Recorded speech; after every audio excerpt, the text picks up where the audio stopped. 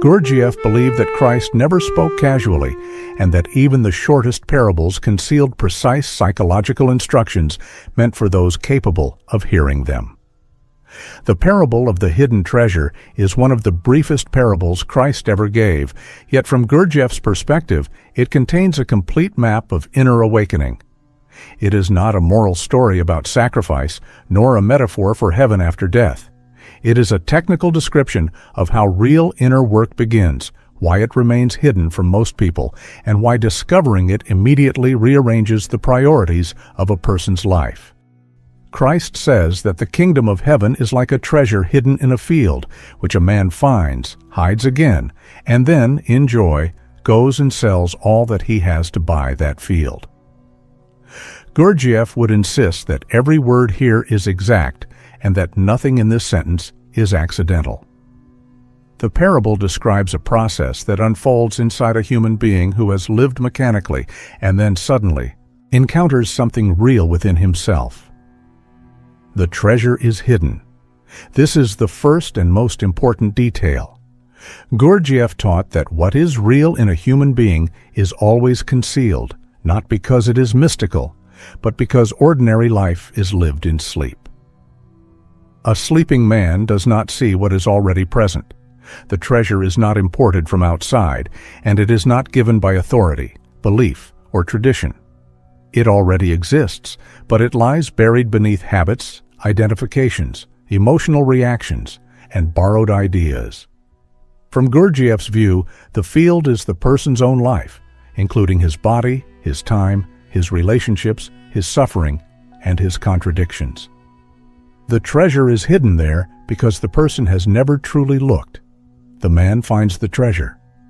Christ does not explain how. Gurdjieff would say this is deliberate. Real discovery cannot be scheduled or forced. It may come through suffering, through failure, through a moment of deep self-observation. What matters is that the discovery is personal and unmistakable. It is not a belief. It is not inspiration. It is the direct perception that something real exists beyond the mechanical personality. Gurdjieff called this the first shock of awakening, when a man realizes that he is not one, that he does not live consciously, and that something higher is possible. The reaction of the man is also important. He hides the treasure again. This detail often confuses moral readers, but Gurdjieff would say it reveals psychological intelligence. When a person first encounters inner truth, he cannot live from it permanently. His personality is too strong, and his mechanical habits quickly return. If he tries to display, explain, or dramatize his discovery, it will be distorted or lost. Gurdjieff repeatedly warned his students not to talk prematurely about inner experiences.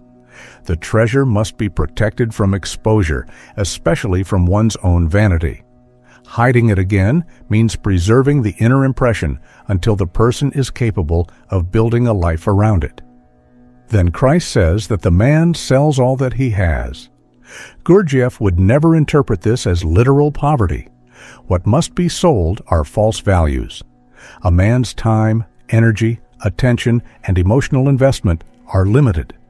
If they remain scattered among ambitions, resentments, fantasies, and social roles, there is no room for real inner work.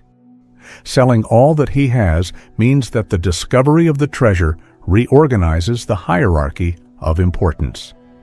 Things that once seemed essential now appear secondary. This does not happen through moral effort, but through clear seeing. When a person truly recognizes the value of something real, lesser things fall away naturally. Christ emphasizes that the man does this in joy. This is not emotional excitement. Gurdjieff distinguished between ordinary emotions, which are reactive and draining, and higher feelings, which are quiet, stable, and nourishing. The joy here comes from recognition. It is the relief of seeing that life is not meaningless, that suffering is not accidental, and that inner development is possible. This joy does not remove difficulty. It gives direction. It allows a man to endure the long and demanding work that follows. The man buys the field. This is one of the most precise psychological statements in the parable. Gurdjieff taught that real work cannot be separated from ordinary life. One cannot escape the field. The field is the totality of one's circumstances. Buying the field means accepting life exactly as it is, with all its limitations, frustrations, and obligations, and using it as material for inner transformation. The man does not extract the treasure and abandon the field. He commits himself to the whole terrain because the treasure cannot be separated from the conditions that conceal it. From Gurdjieff's perspective, this parable also explains why true inner work remains invisible to the masses. Most people are busy cultivating the surface of the field. They are concerned with appearances, success, approval, and comfort.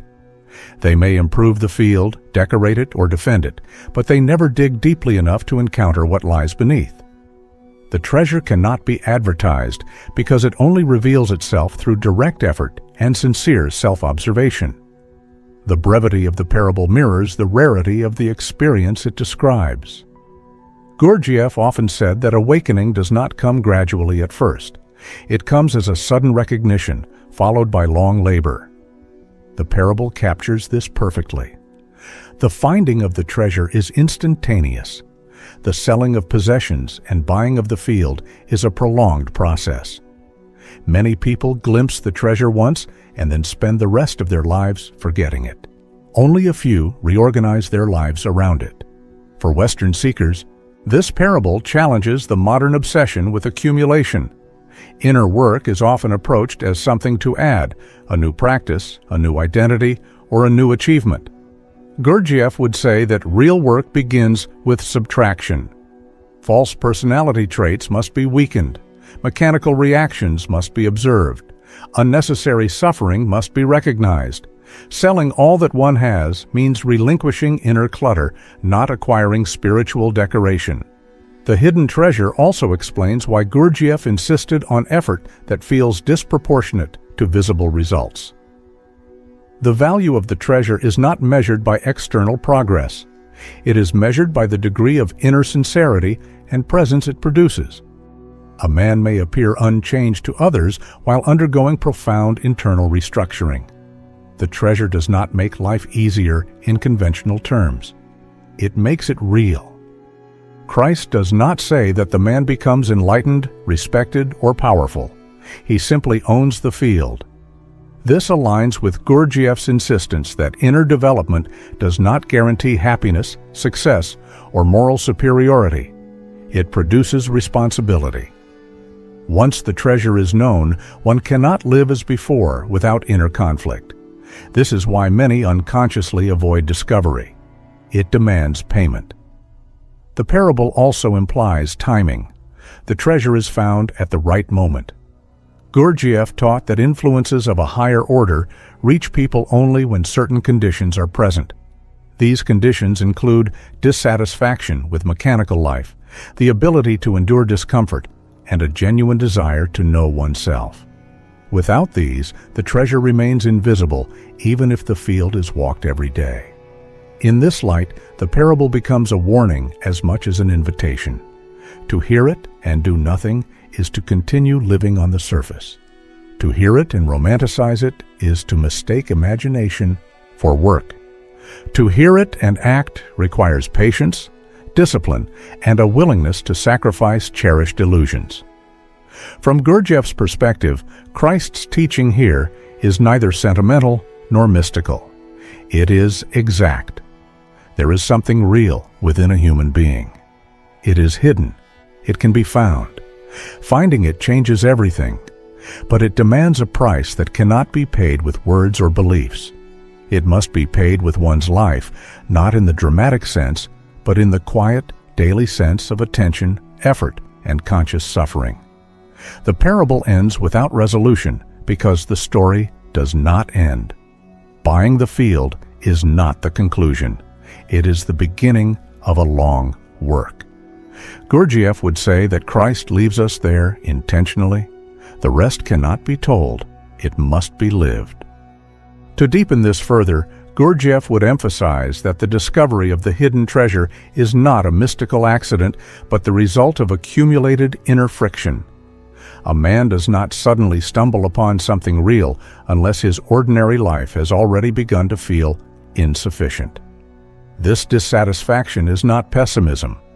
It is the gradual recognition that automatic living cannot answer the deeper questions of existence. Many people feel this discomfort but immediately anesthetize it with distraction, ideology, or entertainment. The man in the parable does not turn away. He continues to dig, consciously or unconsciously, until something essential is revealed. Gurdjieff also spoke of different kinds of influences acting on human life. Ordinary social influences keep a man adapted to the surface of the field. Higher influences, which come from conscious sources, point toward the treasure but cannot force discovery. The parable assumes that the man was already under the pressure of such.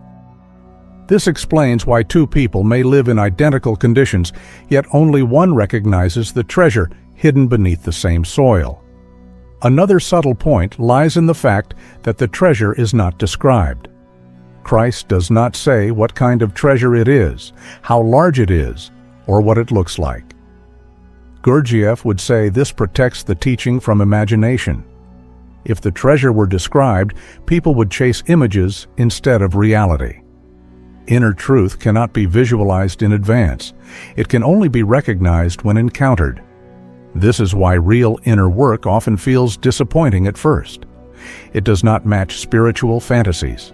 It feels simple, demanding, and strangely sober. The act of selling all that one has also unfolds over time. Gurdjieff stressed that false personality is not dismantled in one dramatic gesture. Attachments return. Identifications reassert themselves. The man must repeatedly choose the treasure over comfort and over unconscious habits. Buying the field also implies ownership of one's mechanical nature. Many seekers attempt to bypass their weaknesses by idealizing spiritual states. Gurdjieff rejected this completely. The field includes laziness, fear, pride, resentment, and contradiction.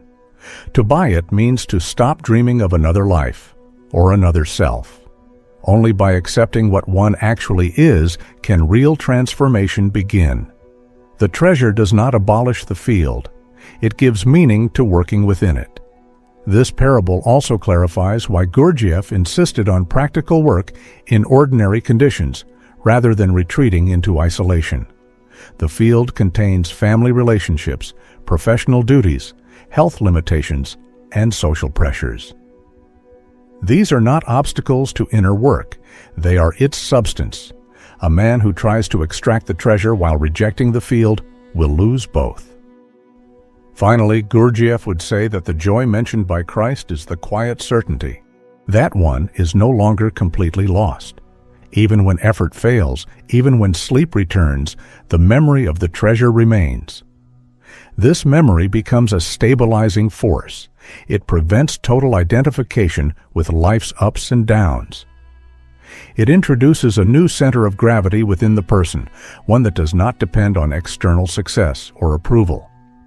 In this expanded light, the parable of the hidden treasure becomes a complete psychology of awakening.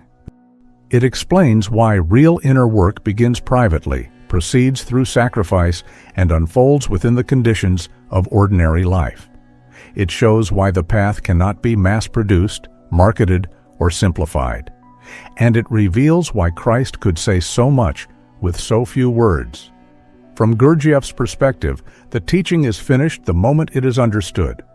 Everything that follows depends on whether the hearer is willing to pay the price that understanding demands.